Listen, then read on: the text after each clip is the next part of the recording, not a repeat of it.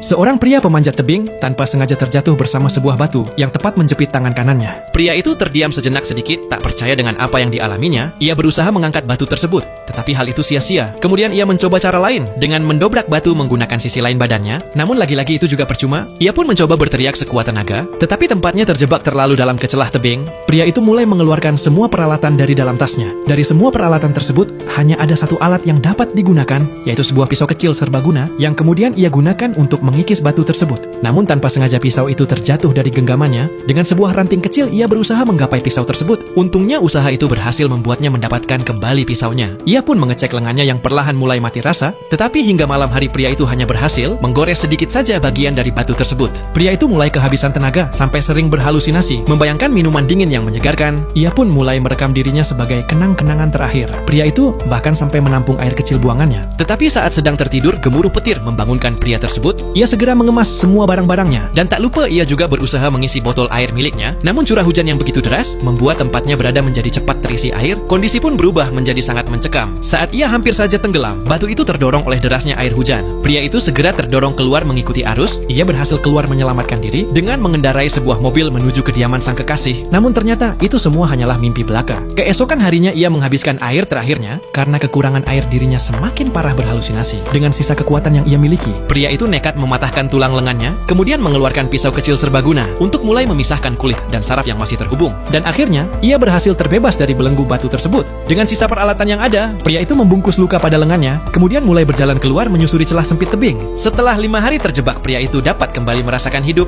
Pengunjung yang melihat keadaan pria itu segera menolongnya. Tim penyelamat pun segera mengevakuasi pria itu dengan sebuah helikopter. Dan film ini diangkat dari kisah nyata seorang pemanjat tebing.